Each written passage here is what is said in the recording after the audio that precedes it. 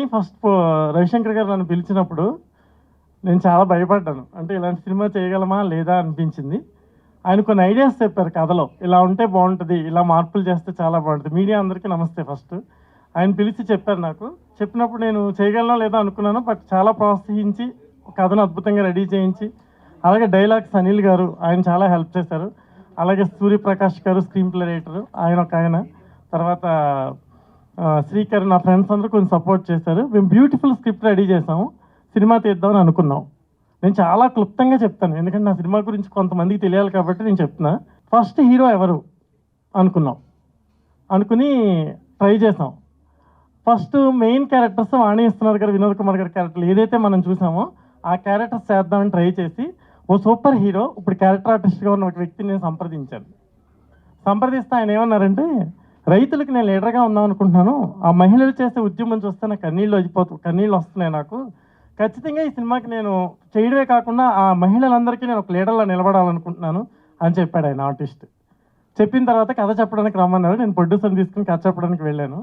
కథ స్టార్ట్ చేసిన 5th మినిట్లో ఆయన డోర్ లాక్ చేశారు.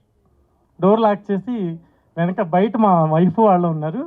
ఈ సినిమా నేను చేయడం వలన మ్యారేజ్కి ఎదిగిన కూతురు ఉంది. ఇప్పుడు నేను ఆ సినిమా చేశానంటే నా పిల్ల మ్యారేజ్ కూడా ఇబ్బంది అవుద్దామో అనిపిస్తుంది.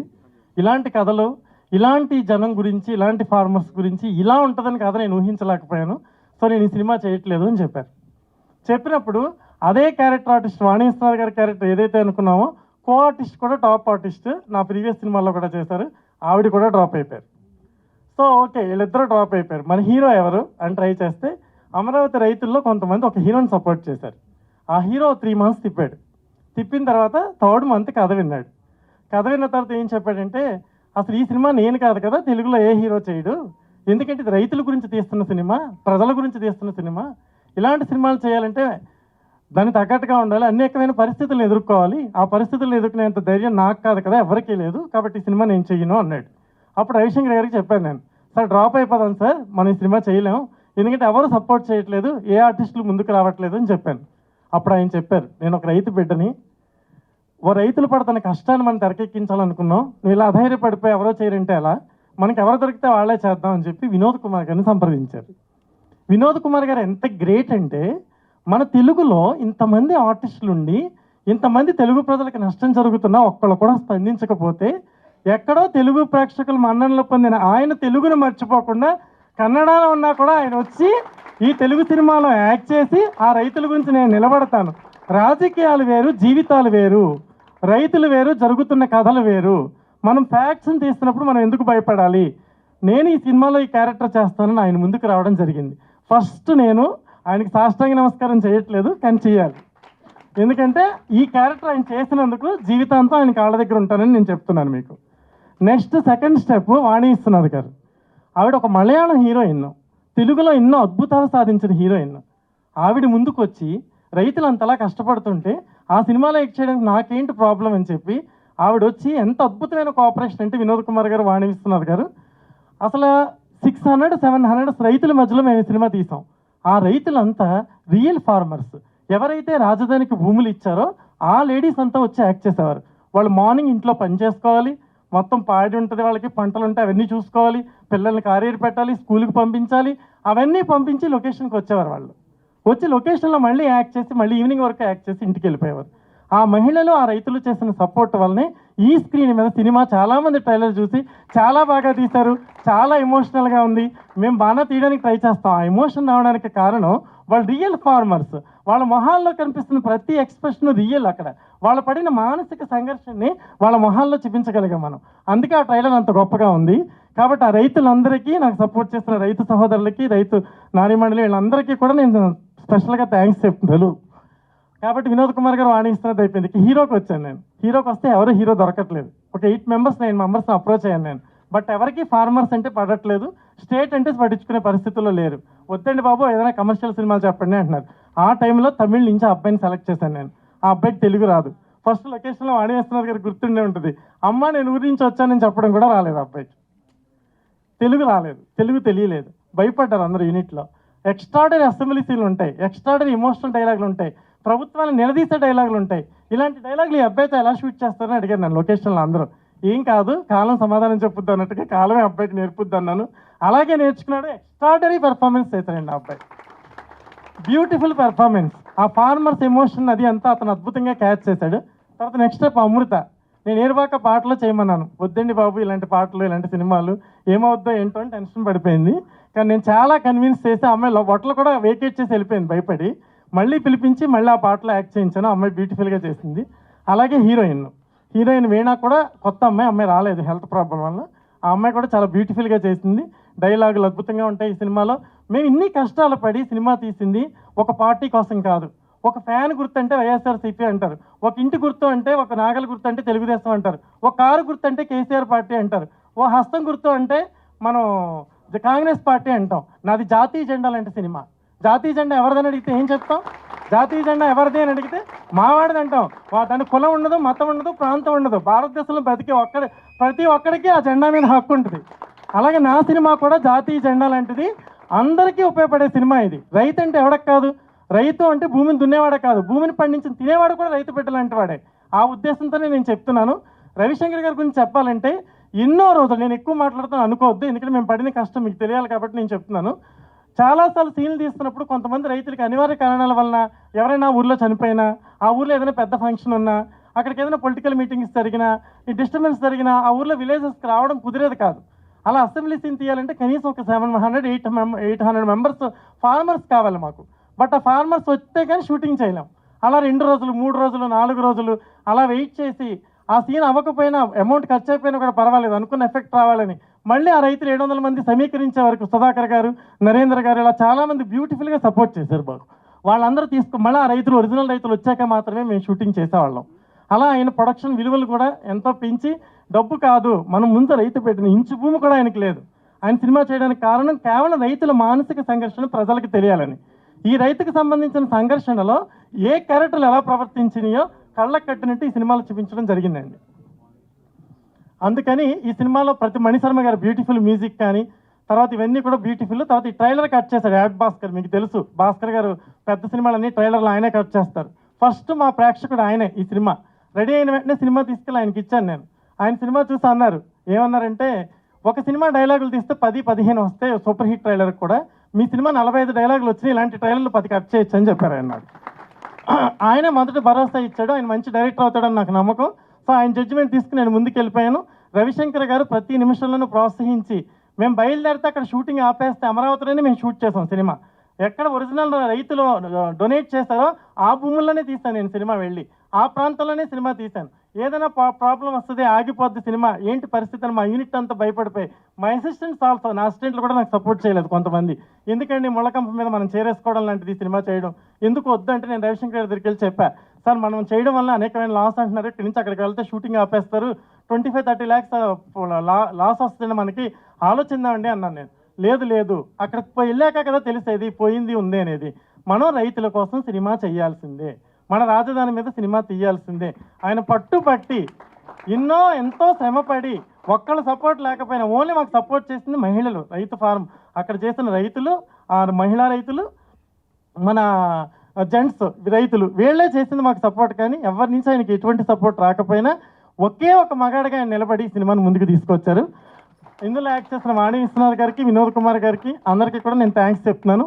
అలాగే కోటగిరి వెంకటేశ్వరరావు గారు ఎడిటింగ్ ఈ సినిమాకి, ఆయన బ్యూటిఫుల్ ఎడిటింగ్ చేస్తారు, ఈ సినిమాకి ప్రాణం పోశారు.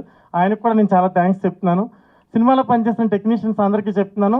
నా అసిస్టెంట్ లాస్ట్ వరకు ధైర్యంగా కొంతమంది నా వెనకాల నడిచిన వాళ్ళందరికీ థ్యాంక్స్ చెప్తున్నాను. ఇప్పుడు నేను యాక్చువల్గా చెప్పబోయేది ఏంటంటే, ఈ సినిమా పొలిటికల్ సినిమా కాదు. ప్రతి వెబ్సైట్ కానీ, ప్రతి యూట్యూబ్లో కానీ, ప్రతి చోట కానీ చాలామంది దిస్ ఈజ్ పొలిటికల్ ఫిల్మ్ అని చెప్తున్నారు. నాది సినిమా పొలిటికల్ ఫిల్మ్ అని చెప్పే అంశం నేను ఏది సినిమాలో చూపించలేదు. ఒక ఇన్సిడెంట్ జరిగింది, ఒక యథార్థ సంఘటన జరిగింది, రైతులు భూములు ఇచ్చారు, ఆ రైతుల యొక్క మానసిక సంఘర్షణ. మనం ఒక ఇంచు భూమి ఇవ్వడానికి కూడా ఆలోచించాం. వాళ్ళు కొన్ని వేల ఎకరాల భూములు ఇచ్చి వాళ్ళ జీవితం ప్రశ్నార్థకం అయిపోయి ఏం చేయాలో అర్థం కాక కన్నీటితో అక్కడ కూర్చున్న వాళ్ళని వాదార్చడానికి ఒక చెయ్యి కూడా వెళ్ళలేదు. అలాంటి వాళ్ళ కోసం సినిమా తీస్తే పొలిటికల్ సినిమాని ఎలా మాట్లాడతారు దీన్ని? This is not a political film, this is a public film, ప్రజల చిత్రం ఇది, ప్రజల సినిమా, జనం సినిమా ఇది.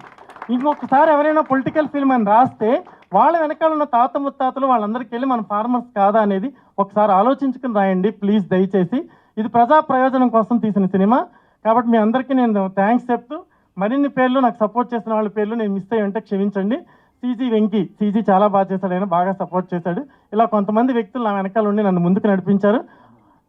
కెమెరామెన్ రమేష్, ఆయన చాలా న్యాచురల్గా తీశాడు. లైట్స్ ఎక్కడ వాడలేదు, మేము ఇంటీరియర్స్ కూడా మేము లైట్స్ వాడలేదు, బయట పబ్లిక్లో కూడా లైట్స్ వాడలేదు. పబ్లిక్ అలా రైతులు వచ్చి నిలబడితే మేము షార్ట్ పెట్టాలి, వాళ్ళు వెళ్ళిపోతే కెమెరా తీసేయాలి.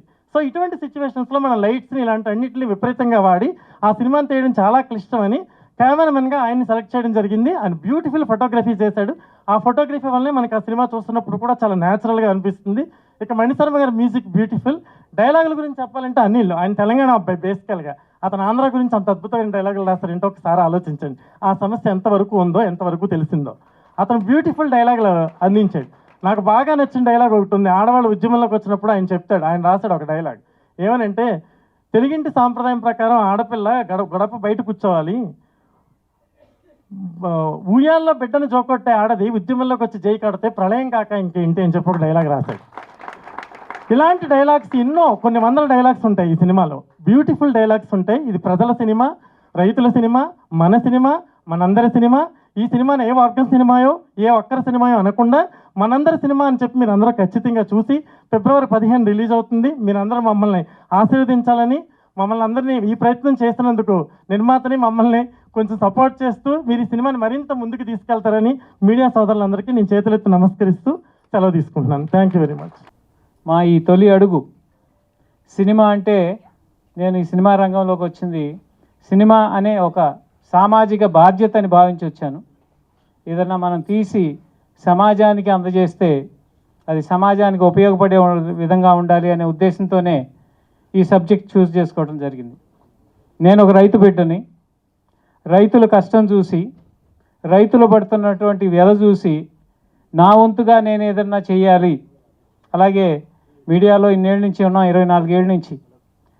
దాని ఎక్స్టెన్షన్గా సినిమాలో కూడా వద్దామనే ఉద్దేశంతో అనుకుంటున్నప్పుడు రైతులు పడుతున్నటువంటి కష్టం చూసాం, వాళ్ళ బాధ చూసాం, వాళ్ళ త్యాగం చూసాం. ఒక రైతు బిడ్డగా నాకు తెలుసు భూమికి రైతుకి ఎటువంటి అనుబంధం ఉంటుందో. ఎన్ని వందల ప్రాజెక్టులు ఈ దేశంలో, మెగా ప్రాజెక్టులు ల్యాండ్ ఎక్విజిషన్ మూలంగా ఆగిపోయినాయో చూసాం. అటువంటిది స్వచ్ఛందంగా ఇన్ని వేల ఎకరాల భూములు రైతులు వచ్చి ఇస్తే దాన్ని హేళన చేస్తూ వాళ్ళని క్షోభ పెట్టేది, దాన్ని ఇన్స్పిరేషన్గా తీసుకుని ఒక రైతుల పక్షాన్ని తీయాలి సినిమా అనుకున్నాం. ఏ పార్టీ తరపున, ఏ పార్టీకి వ్యతిరేకంగా తీయలేదు. అక్కడ మాకు కనిపించిందల్లా రైతు కళ్ళల్లో కన్నీళ్ళు. ఆ కన్నీళ్ళుకి సమాధానంగా, కన్నీళ్లు తుడిచే విధంగా మన సమాజాన్ని చైతన్యపరచాలనే ఉద్దేశంతో ఒక సామాజిక బాధ్యతగా నేను ఈ సినిమా తీయించాం. ఈ సినిమాకి సహకరించిన అందరికీ, ముఖ్యంగా మా బాను, తను బ్లడ్ పెట్టేశాడు నిజంగా చెప్పాలంటే. ప్రతి డైలాగు, ప్రతి సీన్ ఎలా ఉండాలి, ఎంత న్యాచురాలిటీకి దగ్గరగా ఉండాలి, ఇది చూడాలి అనే ఉద్దేశంతోనే అది. ఇప్పుడు మేము మొదలుపెట్టి కూడా 2 ఏళ్ళు అయింది సినిమా. ఇంత లాంగ్ సినిమా అంటే, ఒక చిన్న సినిమాగా మొదలుపెట్టి ఇన్నేళ్ల పాటు షూట్ చేసిన సినిమా మాదేనే మొట్టమొదటిగా. ఇలా యాక్టర్లు, సినిమాలో ఇండస్ట్రీలో ఉన్న పేరున్న వాళ్ళందరూ కూడా వెనకడుగు వేస్తే, మా వినోద్ కుమార్, మా మిత్రుడు, చిరకాల మిత్రుడు, ఆయన ధైర్యంగా ముందుకొచ్చాడు. వాణి విశ్వనాథ్ గారు, అలాగే మా అఖిల్, వీణ, అమృతా చౌదరి, అంకిత ఠాకూర్, ఇంకా ఇక్కడ మా వర్మ కూడా ఉన్నాడు, స్పెషల్ క్యారెక్టర్. సో ఇలా ఎవరైతే ఈ సినిమాలో యాక్ట్ చేశారో వారందరికీ కూడా పేరు పేరున ధన్యవాదాలు తెలియజేసుకుంటూ, అలాగే సంగీతం సమకూర్చిన మా మిత్రులు మణిశర్మ గారికి, అలాగే లిరిక్స్ రాసినటువంటి రాంబాబు గారికి, సుద్దాల అశోక్ తేజ్ గారికి, గురుచరణ్ గారికి, వీరందరికీ పేరు పేరున ధన్యవాదాలు తెలియజేసుకుంటూ, ఈ సినిమాని మీరందరూ కూడా మీ కుటుంబంలో ఏదో ఒక తరంలో ఒక రైతు ఉండి ఉంటాడు. ఒకసారి వాళ్ళని గుర్తు చేసుకోండి. మీ అందరు బాధ్యతగా ఫీల్ అయ్యి దీన్ని మీరు మన సమాజంలో ఇంకా ముందుకు తీసుకెళ్ళే విధంగా మీరందరూ కూడా ప్రయత్నం చేయాలి. జర్నలిజం అంటే ఎర్నలిజం అనే స్టేజ్కి దిగజారిపోయిన ఈ రోజుల్లో ఇటువంటి సినిమాని మీరందరూ చేయూతనిచ్చి కాస్త ముందుకు తీసుకెళ్ళి మన రైతు కుటుంబాలకి అండగా నిలవాలని చెప్పి కోరుకుంటూ నాకు మరొక్కసారి మీ అందరినీ ఈ రేపు 15వ తారీఖున ఈ సినిమా రిలీజ్ అవబోతుంది. దాన్ని అఖండ విజయంతో రైతులకి మన సంఘీభావం తెలియజేయాలని కోరుకుంటూ సెలవు తీసుకుంటున్నాను. Thank you.